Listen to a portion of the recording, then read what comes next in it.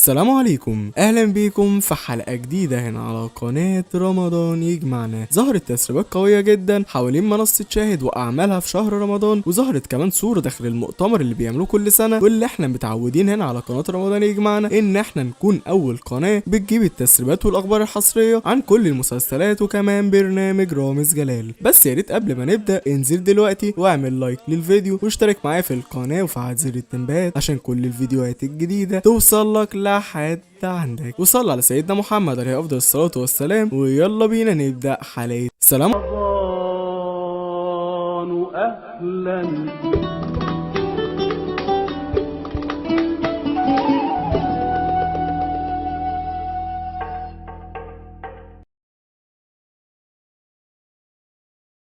ظهرت صورة دلوقتي من داخل الكواليس الرسمية لمؤتمر شاهد وام بي سي اللي بيتعمل كل سنة قبل كل موسم رمضان جديد، واللي بيتم عرض فيه كل الأعمال اللي بتشارك على شاشة قنوات ام بي سي زائد كمان منصة شاهد في اي بي. واللي زي ما انت شايف قدامك دلوقتي تم الإعلان عن مسلسل العتاولة إن هو من ضمن المسلسلات اللي هتشارك معانا على منصة شاهد في اي بي زائد كمان قناة ام بي سي. زائد كمان عندك في آخر الصورة برنامج رامز جلال اللي تم الإعلان إن هو هيكون موجود معانا بشكل رسمي خلال موسم رمضان 2024. وزي ما بقول لك كده ان البرنامج هيكون موجود معانا، وده عشان الناس اللي بتطلع وبتقول ان البرنامج مش هيكون موجود معانا في رمضان 2024 او ان البرنامج هيكون تحت اسم رامز نيفر اند الجزء الثاني. منصة شاهد كاتبه رامز فقط، يعني حتى ما كتبتش اسم البرنامج الجديد اللي هيقدمه لينا النجم رامز جلال، ولكن كانت تقصد ان هو ليه موسم تاني مشاهد في اي بي ومع قنوات ام بي سي ان هو هيعمل برنامج جديد، مش قصدهم ان في جزء تاني من نيفر اند. زائد كمان تم الاعلان عن بعض المسلسلات السعوديه اللي هيتم عرضها على منصه شاهد في اي بي خلال الموسم الرمضاني القادم. وانا عارف ان هي مش مهمه للشعب المصري اللي بيتابعوا القناه او بيتابعوا الاعمال المصريه. انت لو عايز نتكلم عن المسلسلات السعوديه اللي هتشاركنا في موسم رمضان 2024 قول لي تحت في الكومنتات. وبرده خبر حصري لاول مره هتسمعوا عن تقديم برنامج جديد لعمرو اديب في رمضان 2024 تحت اسم برنامج بيج تايم، واللي هيشاركوا تقريبا كده من الصوره اللي قدامنا مع الفنانة أصالة أو المغنية عموما. برنامج عمرو أديب ده هيكون لأول مرة موسم هيقدمه تحت اسم بيج تايم، وهنشوف السلسلة دي هتكون عاملة ازاي في رمضان 2024. وخلينا بقى دلوقتي نتكلم شوية عن برنامج رامز جلال الجديد اللي هيقدمه لينا بإذن الله. عزيزي المشاهد، البرنامج هيكون من أقوى البرامج اللي هيقدمه لينا رامز جلال في تاريخه بالكامل، لأن النجم رامز جلال متكتم بشكل كبير جدا عن التفاصيل الحصرية حوالين البرنامج، ومشدد على فريق العمل ان مفيش اي تسريبات تظهر حوالين البرنامج. وطبعا معانا تسريبات هنعمل عنها فيديو برضو، ولكن لازم الاقي اقبال على الفيديو ده والاقي ان كل الناس متحمسه، ولسه برضو رمضان بقى عليه حوالي شهر و10 ايام، فالموضوع بيكون متاخر شويه ان انا احرق من دلوقتي كل الاخبار عن برنامج رامز جلال. فلو لقيت اقبال منكم باذن الله، فلو لقيت منكم اقبال في الكومنتات هوعدكم ان انا هعمل لكم فيديو هلم لكم فيه كل المعلومات حوالين برنامج رامز جلال، وهنكون القناه رقم واحد اللي تعلن عن كل حاجه تخص البرنامج الجديد. خلينا بقى دلوقتي نتكلم عن المسلسلات اللي لسه ما تمتش الاعلان عنها ان هي هتكون موجوده معانا على منصه شاهد في اي بي او ما ظهرش اي اخبار حواليها، زي مسلسل لانش بوكس اللي هيكون مشارك معانا بشكل رسمي خلال موسم رمضان 2024 على منصه شاهد في اي بي زائد كمان قناه ام بي سي مصر. هعمل لكم حلقه عن المسلسل ده لانه مسلسل كويس جدا برضه. زائد عندنا كمان مسلسل كامل العدد الجزء الثاني بطوله الفنانه الكبيره دينا الشربيني، واللي هيكون موجود معانا خلال الموسم الرمضاني العام 2024 واللي ما ظهرتش عنه اي تفاصيل لحد دلوقتي. ولكن احب اكد ليك ان المسلسل من ضمن الخريطه الرسميه للمسلسلات اللي هتشارك على منصه شاهد في اي بي خلال الموسم الرمضاني العام 2024. وفي كذا مسلسل لسه ما تمش الاعلان عنهم ان هم هيشاركونا على منصه شاهد في اي بي خلال الموسم الرمضاني القادم، زي مثلا مسلسل المعلم، المسلسل اللي هيكون من بطوله النجم مصطفى شعبان واللي بشكل رسمي هيكون موجود معانا على منصه شاهد في اي بي زائد كمان منصه واتشت وكمان قناه اون. المسلسل هيكون من اعلى المسلسلات خلال الموسم الرمضاني القادم لعام 2024. وحاجه اخيره عايزين نتكلم عنها، برنامج رامز جلال، ان النجم رامز جلال السنه دي بيحضر في سريه تامه البرنامج الجديد بتاعه. والناس اللي طلعت وقالت ان البرنامج مش هيكون موجود خلال موسم رمضان 2024 احب اقول لك ان النجم رامز جلال كان من الممكن ان هو يظهر لينا في الجوي اوورد خلال الفتره اللي فاتت، ولكن النجم رامز جلال ما ظهرش بسبب انشغاله بتصوير البرنامج. وطالما شاهد اعلنت وجود برنامج رامز جلال في الموسم موسم رمضان الجديد يبقى البرنامج بشكل رسمي تم الانتهاء من التصوير بتاعه او لسه برضه بيخلصوا فيه، وهنعرف كل الحاجات دي في الفتره اللي جايه. كل اللي عليك انك تتابع القناه في الفتره اللي جايه عشان كل الفيديوهات الجديده اللي تخص رامز جلال يجي لك بيها اشعار على طول قبل اي حد. وعايزين نتكلم عن مسلسل رمضان كريم الجزء الثالث واللي فيه عدد كبير جدا من الناس بيسالنا عليه. مسلسل رمضان كريم الجزء الثالث مش هيكون موجود معانا على شاهد ولا هيكون موجود معانا في شهر رمضان 2024 لان لحد الان مفيش اي اخبار عنه، وحتى ما بداوش تصوير المسلسل مفيش اي فنان طلع واتكلم مره تانية عن المسلسل وقال ان هو مشارك معانا، ولكن كده هنعتبره ان هو مش موجود في شهر رمضان 2024. هو ومسلسل جعفر العمدة الجزء الثاني مش هيكون موجود في رمضان 2024 وتم تاجيله لرمضان 2025 حسب تصريحات هالة صدقي، واللي قالت الكلام ده كله في لقاء ليها من قريب جدا. قالت ان مفيش جعفر العمدة، وفعلا مفيش جعفر العمدة لان محمد رمضان برضه اكد على الكلام ده وقال ان مفيش جعفر العمدة في رمضان 2024 ولا ليه اي مسلسلات هتشارك في رمضان 2024. وبكده نكون وصلنا لنهاية حلقتنا النهارده. اتمنى يا رب ان الفيديو يكون عجبكم واتكلمت معاكم النهارده حوالين المسلسلات اللي هتتم عرضها على منصة شاهد VIP وعرضت لك الصورة المتسربة من مؤتمر MBC. اتمنى يا رب ان الفيديو يكون عجبكم، ولو عجبكم بجد انزلوا دلوقتي واعملوا لايك للفيديو واشتركوا معايا في القناة وفعلوا زر التنبيهات عشان كل الفيديوهات الجديدة توصل لك لحد عندك. ميعادنا بكره باذن الله الساعة 8 بالليل. لو عايزين ان انا احرق تسريبات رامز جلال الجديدة اكتبوا لي تحت في الكومنتات، وزي ما قلت لكم لو لقيت اقبال على الموضوع ده هحرق لكم كل التسريبات وهنزلها لكم في فيديو واحد. كان معاكم اداء فويس اوفر مصطفى صبري من قناة رمضان يجمعنا، ويلا السلام عليكم.